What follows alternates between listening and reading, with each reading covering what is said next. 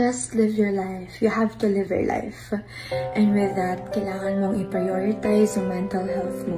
Someone told me, if okay yung mental health mo, magiging okay rin yung mga taong nakakasalamuha mo, yung work mo, how you do things, how you deal things every day, relationship mo, to your family, to your friends, to God, and to yourself. Mahirap talaga, ang hirap kasi ang dami-dami talaga natin pinagdadaanan.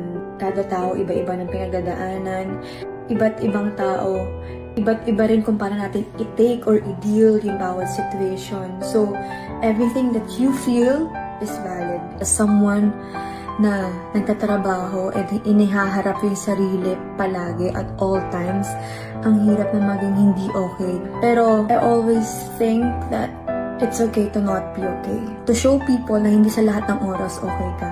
Give people boundaries. Just do things that make